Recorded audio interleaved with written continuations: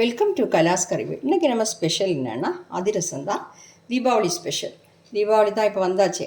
அதுக்கு நான் இப்போ முறுக்கோட வீடியோ போட்டிருந்தேன். இது அதிரசம். அதிரசம் பாகுப்பதம் எதுவும் தேவையில்லை. நம்ம ரொம்ப நாள் புளிக்க வைக்கணும் அப்படியெல்லாம் எதுவும் கிடையாது.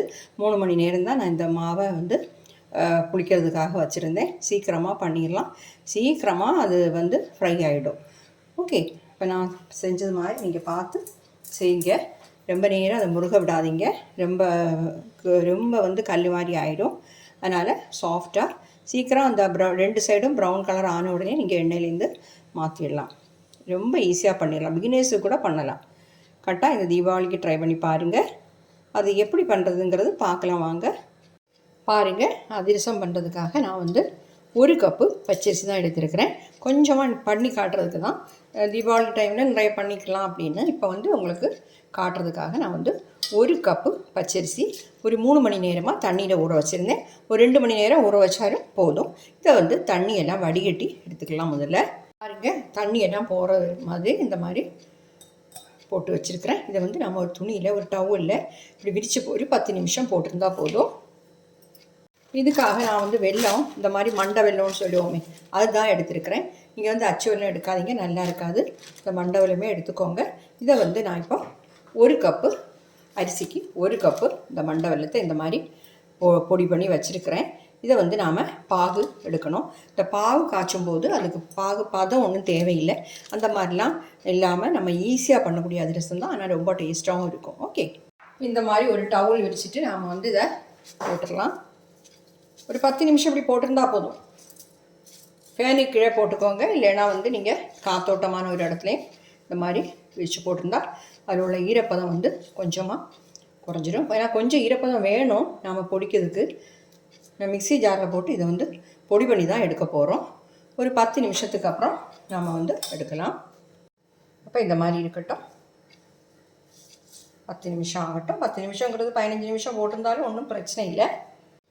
பாருங்கள், நான் இந்த மாதிரி போட்டு ஒரு 1/4 மணி நேரம் ஆயிடுச்சு, 15 நிமிஷம் ஆயிடுச்சு. கையில் எடுத்து பார்க்கும்போது பார்த்திங்களா, இப்படி ஒட்டவும் வேணும், கொஞ்சமாக ஈரப்பதம் வேணும். இப்போ மிக்ஸி ஜாரில் போட்டு கொஞ்சம் குறப்பாக பொடிச்சு எடுத்துடலாம். ரொம்ப ஃபைனாக பொடிக்கணும்னு கிடையாது. பாருங்கள், மிக்ஸி ஜாரில் சேர்த்துட்டேன். பொடி பண்ணிட்டு வந்துடுறேன். பாருங்கள், நான் பொடிச்சு எடுத்துட்டேன். இது ஒரு பாத்திரத்தில் மாற்றிடலாம்.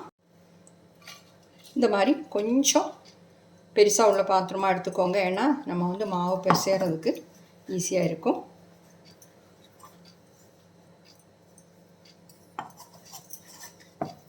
பாருங்க, இதை சேர்த்தாச்சு. கையில் எடுக்கும்போது கொஞ்சம் குறப்பாக இருக்கணும். ரொம்ப ஃபைனாக வேண்டாம், அவ்வளோதான். பார்த்தீங்களா, இந்த மாதிரி இருக்கணும். இது நம்ம கையில் இப்படி பிடிக்கும்போது இந்த மாதிரி பிடிக்க முடியணும். இப்போ நல்லா அமுத்தி விட்டுடலாம். ஏன்னா இது மாவு காஞ்சி போகாமல் இருக்கிறதுக்காக தான் இப்படி பண்ணுறோம். அமுத்தி விட்டுட்டு மூடி வச்சிடலாம்.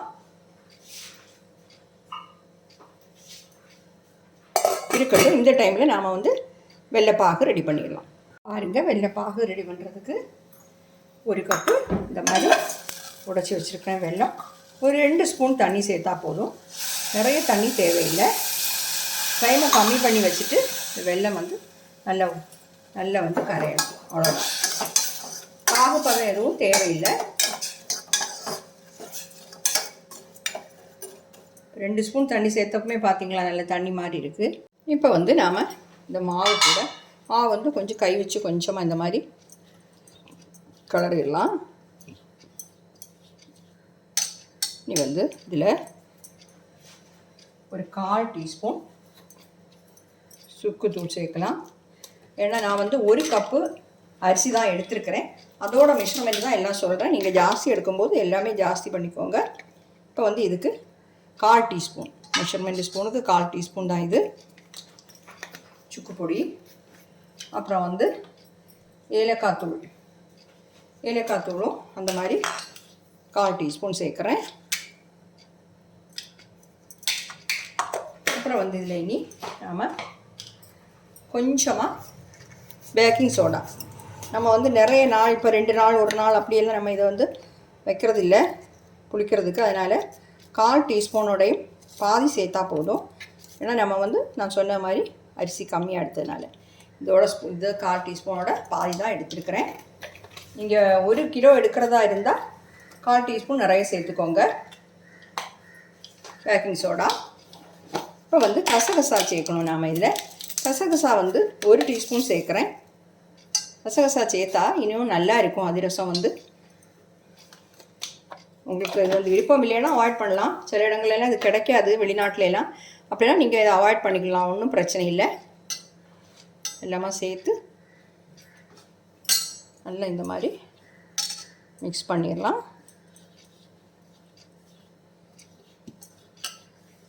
இனி வந்து நாம் இதில் 1 ஸ்பூன் நெய் சேர்த்துக்கலாம். டால்டா இருந்தால் டால்டா சேர்த்துக்கோங்க. டால்டா வந்து எப்போவுமே நம்ம வீட்டில் ஸ்டாக் இருக்காது, நெய்னா எப்போவுமே இருக்கும். அதனால் 1 டீஸ்பூன் நெய் தான் நான் சேர்க்குறேன். இப்படி சேர்க்கும்போது அதிரசம் இன்னும் நல்ல டேஸ்ட்டாக இருக்கும். வெள்ளைப்பாகு வந்து வெள்ளை நல்லா கரைஞ்சிடுச்சு. இதை வந்து வடிகட்டி கொஞ்சம் கொஞ்சமாக இந்த மாவு கூட சேர்க்கணும். ஏன்னா நிறைய தூசி எல்லாம் இருக்கும், அதனால தான். அவ்வளோவுமே சேர்த்துறாதீங்க, கொஞ்சமாக சேர்த்துக்கலாம். பாதி அளவு சேர்த்துருக்குறேன் நான். மிக்ஸ் பண்ணி பார்த்துட்டு தேவைக்கு நம்ம சேர்த்துக்கலாம்.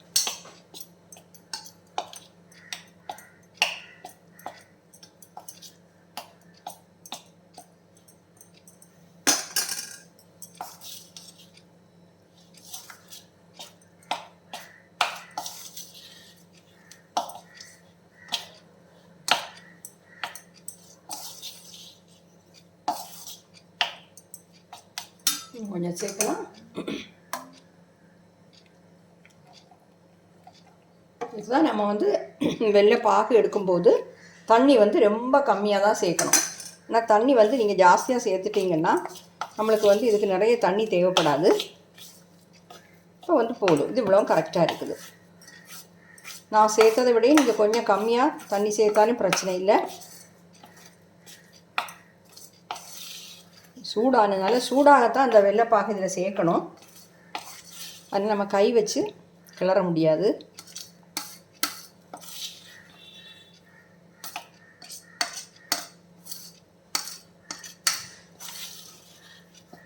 பாருங்க, நல்லாவே மிக்ஸ் பண்ணிட்டோம்.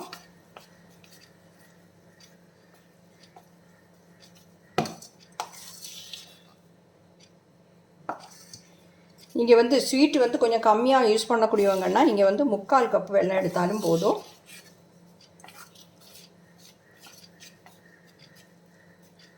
பார்த்தீங்களா, நல்லா மிக்ஸ் பண்ணியாச்சு.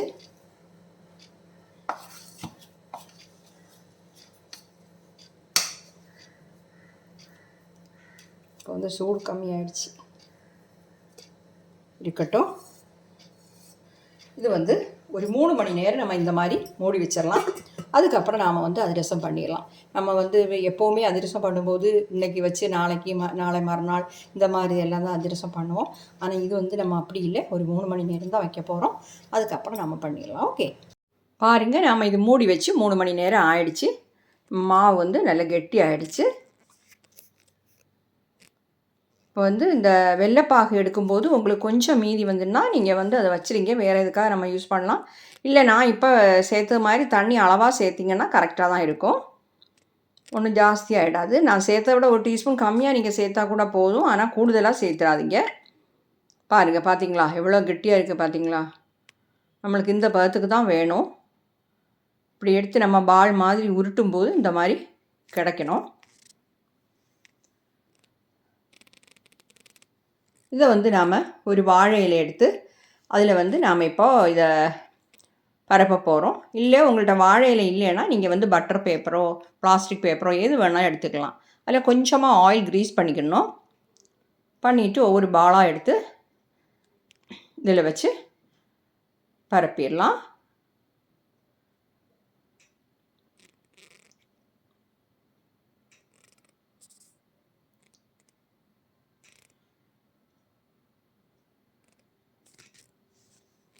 ஒரு விரல் வச்சு இந்த மாதிரி ரொம்ப தின்னாகவும் வேண்டாம், ரொம்ப கெட்டியாகவும் வேண்டாம், அந்த மாதிரி பரப்பிக்கோங்க.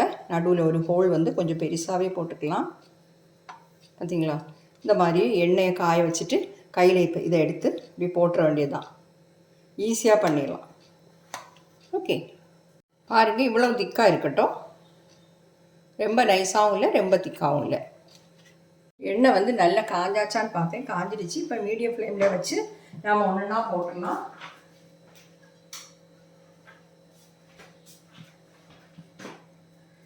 பாருங்கள், இந்த இலையிலேருந்து இப்படி கையில் எடுத்துகிட்டு இப்படி சைடுலேருந்தே போடுங்க. நடுவில் அப்படி போட்டுறாதீங்க. போட்டிங்கன்னா எண்ணெய் எப்படி நம்ம மேலே தெரிச்சிடும். இது ஒசந்து வரும்போது நம்ம திருப்பி போட்டுடலாம். பார்த்தீங்களா, ஒசந்து வருதுல்ல, இந்த டைமில் வந்து திருப்பி போட்டுடலாம். பார்த்தீங்களா, எல்லா இடமுமே நல்லா பொங்கி அருமையாக வந்திருக்கு. இந்த 2 சைடுமே நல்ல ரெட் கலர் ஆனோடனே நம்ம வந்து இதை மாற்றிட வேண்டியதான். நிறைய நேரம் நம்ம போட்டு இதை ஃப்ரை பண்ண வேண்டாம். முறுமுறுன்னு ஆகிடும், சாஃப்டாக இருக்காது.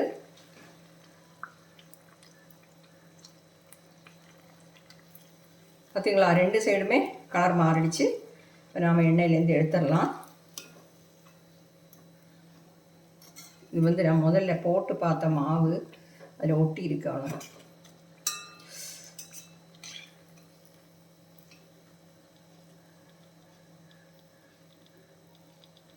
எண்ணெய் நல்லா வடித்து எடுத்துக்கோங்க. இந்த மாதிரி போட்டுடலாம். அடுத்ததையும் இந்த மாதிரியே போட்டுடலாம்.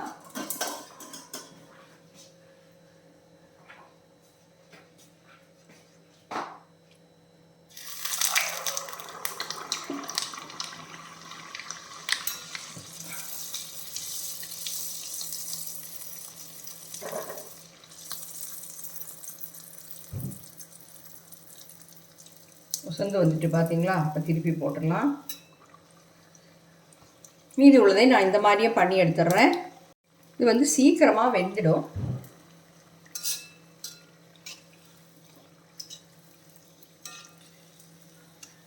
மீதி நல்ல எண்ணெயை வடித்து எடுத்துப்போம். பாருங்கள், அருமையாக கிடச்சிருக்கு. எல்லாத்தையுமே நான் இந்த மாதிரி பண்ணிடுறேன். பாருங்கள், நம்ம அதிரசம் வந்து சூப்பராக கிடச்சிருக்கு. நம்ம 1 கப் அரிசி போட்டதுக்கு 15 கிடச்சிருக்கு. இந்த மாதிரி 15 அதிரசம் கிடச்சிருக்கு.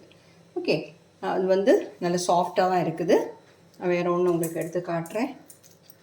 பாருங்கள், பார்த்தீங்களா, உள்ளே எல்லாம் நல்லா வெந்து அருமையாக இருக்குது. கரெக்டாக இந்த தீபாவளிக்கு நீங்கள் ட்ரை பண்ணி பாருங்கள். அப்போ எல்லோருக்கும் என்னுடைய இந்த வீடியோ பிடிச்சிருக்குன்னு நினைக்கிறேன். பிடிச்சிருந்துன்னா தயவு பண்ணி என்னுடைய சேனல் வரைக்கும் நீங்கள் சப்ஸ்கிரைப் பண்ணலைன்னா சப்ஸ்கிரைப் பண்ணுங்கள். லைக் பண்ணவும், ஷேர் பண்ணவும், கமெண்ட் பண்ணவும் மறந்துடாதீங்க. அடுத்த நல்ல ஒரு ரெசிபியுமா மீண்டும் சந்திக்கலாம். Okay, thank you.